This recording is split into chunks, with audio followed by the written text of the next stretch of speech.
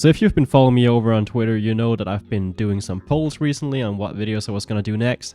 And the video that you guys voted for today is indeed the LAMZU Thorn. And since I don't want you guys to get bored, let's go into the full review immediately. First of all, I wanted to mention that this mouse was indeed sent out to me by LAMZU, so huge thanks to them for sending it out for me. But rest assured, it doesn't affect my opinion on the product whatsoever, and I will be completely honest with you. I also noticed that not even 12% of you guys are subscribed. So if you're not subscribed yet and enjoying the content, please make sure to subscribe and hit that bell. First of all, getting into the boring stuff, we'll start with the unboxing experience. Actually, the unboxing experience with LAMZU mice isn't that boring because the packaging is basically the best I've ever seen in a mouse ever, and it just stays true with the Thorn here, with the quote from Yifang as well. Shout out to you. So inside the box you get this funny sticker that you can put underneath the mouse if you don't want any dust to enter it, I guess. You also get some pretty decent grips that look like BTL grips. I've already used these before and they're pretty decent. I wouldn't even go out of my way to get some other grips, but as you'll see later, the coating on this thing is amazing, so you won't need these anyway.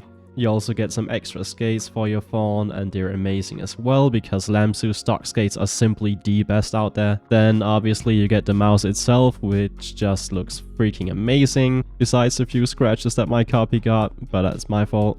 And with the normal Thorn version, you also get this 1K dongle, obviously, because this 4K dongle does not come with the version that I got. So LAMZU was actually kind enough to send out this dongle together with the mouse so I could experience the 4K as well. And the pairing process is definitely very easy and a completely painless experience. But if you want 4K, you'd have to either get the Fanatic edition, which includes the 4K dongle, or you would have to get this dongle separately sold at $14 US. And of course you also get a USB-A to USB-C cable to charge the mouse. Getting into the shape of the LAMZU Thorn, it's definitely something special and unique. It's not yet another EC2 clone, even though it does look like it from beneath. The way that I would describe it size-wise, I'd say it is right between a EC3 and EC2. And when talking about shape, yes, it does indeed seem familiar to the EC family, however, it does feel quite different in some aspects. If you're a palm gripper looking for a new Ergo mouse, I would definitely have a look into this if the Def Adder V3 is too large for you. I have 19 by 10 centimeter hands, and the way that my hand makes contact with the mouse basically fills out the entire palm area here, with a bit of the hump on the left side, the upper left side kind of protruding and having some extra contact here. In general, the main difference to an EC mouse that I can remember the way that I did it, because I actually mained the EC2 for like 4 to 5 years back in the days. The main difference is the left side being more protruding and sort of unique compared to the EC2, and it's really difficult to kind of explain because it does just have more curvature to it, with the hump protruding more towards the top left side and then just falling off slightly to the right side. So it feels really mellow on the right side the way that the hump is shaped, but you can definitely have a lot of contact on this left side, which is definitely something very different to most mice out there, to say the least.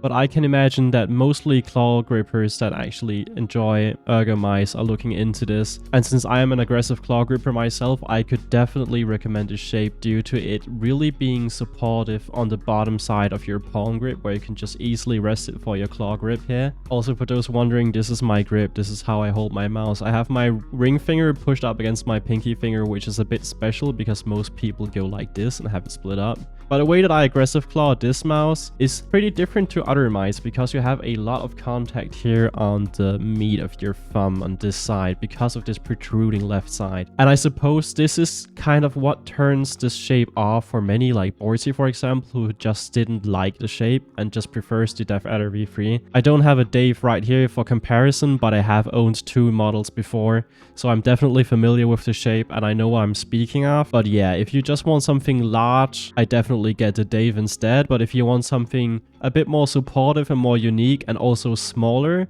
the Thorn is definitely worth looking into. I also wanted to mention that the X-Lite V3 and the X-Lite Esports Edition is right around the corner. So if I were you and you were about to buy any of these mice, I would probably wait a week or two to watch some reviews of the new X-Lite series before you head right out and buy the Fanatic edition just because it looks freaking amazing in orange. I probably wouldn't recommend this mouse to anybody that has hands larger than 20 by 11 or something in those lines, because it's not really the biggest mouse out there, and I would probably go for the Dave instead. But yeah, from anywhere near my hand size or below, I definitely recommend this for more of an aggressive claw. You can see that your fingers extend all the way to the end already, and you'd find yourself missing some length on a mouse, because unlike an aggressive claw where you curl your fingers a lot, a relaxed claw is extending your fingers to the point that you'd reach the end of the mouse pretty soon if you have a hand length of around 19 to 20 centimeters already. And for palm grip, I'd probably say the same thing as well. In terms of coding, man, I just can't describe how awesome this thing feels when playing with it in-game.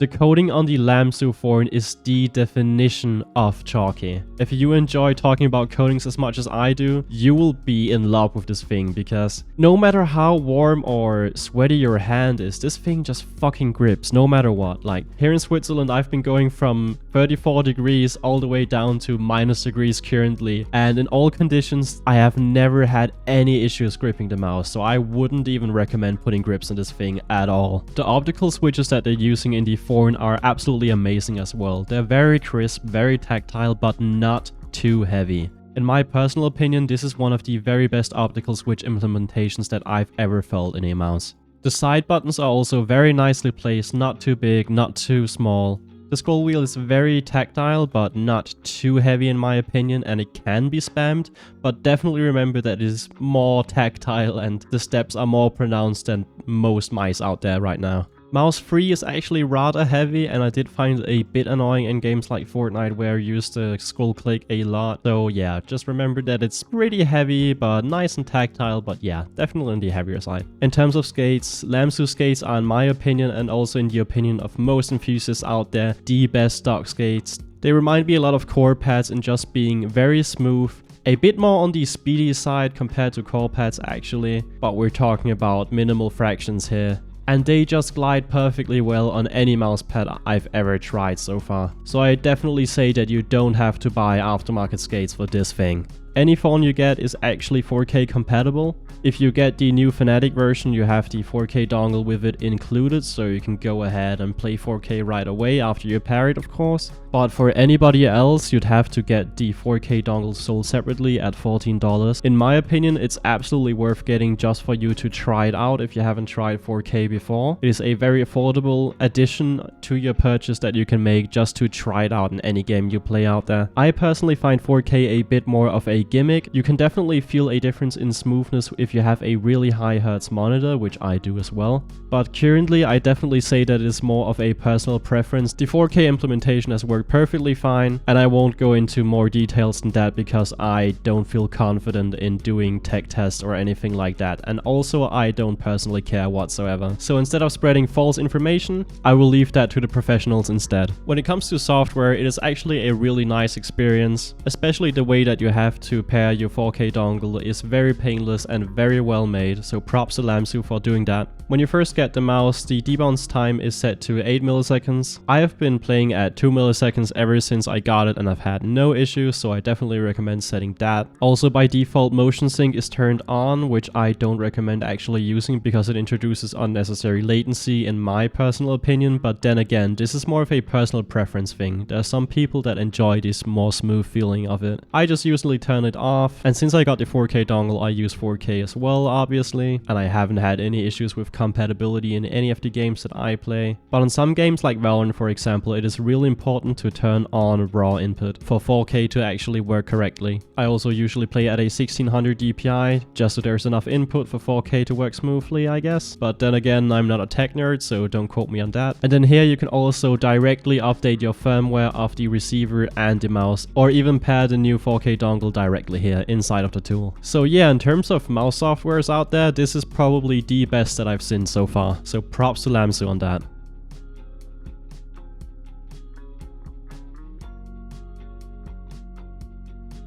Now, when it comes to my personal opinion about the mouse, this is actually my favorite Ergo yet.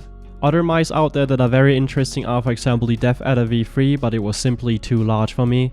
A mouse that is also very popular and interesting currently, but not actually ergonomic but asymmetric, is the NPO-1S from Vaxi, since they also came out with a wireless version now. I personally also really enjoyed that shape, but I couldn't deal with the fact that my thumb was always being pushed downwards by the very aggressive curvature that's in the front on the left side of the mouse. But that's something very nitpicky, and most people really love the NPO-1S out there, so that's also worth looking at, even though it's not technically speaking an Ergo. There's also the Outset AX wireless that is being released now as well. I have actually had a Outset wired version before when that first got released, but I found the center hump very high and the mouse was kind of awkward to hold, but that's just my personal opinion again. Other than that, there's also the Pulsar X-Lite V3 and the esports mouse. Other than that, there's also the Pulsar X-Lite V3 series with the new esports version as well, which looks absolutely dope, but sadly I won't be getting a review unit for the first batch. So my review of that mouse probably won't be out until late December. But when it comes to performance and how I actually played with the mouse and how I felt comfortable with it, all I can say is, yeah, it's been my favorite Ergo yet, and I have tried a lot of them. As I said, I've mained the EC2 for over 4 years already before. I've also mained the KPU and the Cone Pro before, and I really love that they've come up with a unique twist to an Ergo mouse concept, and paired with the flawless QC, the awesome coding, which is some of the best in the industry, the perfect stock skates,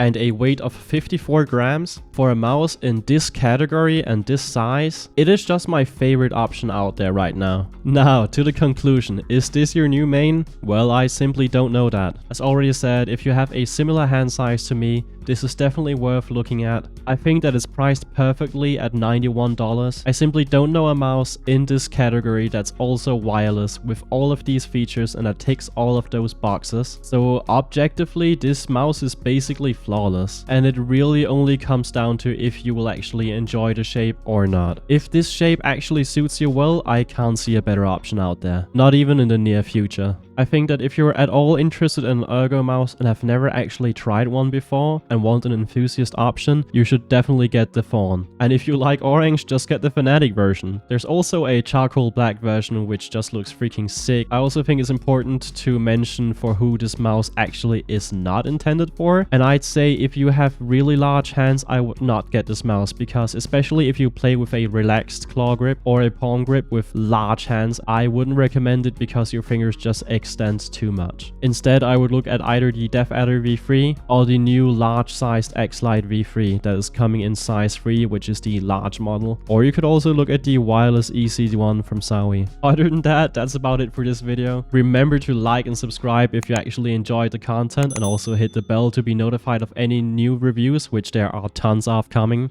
Peace out. It should be right here.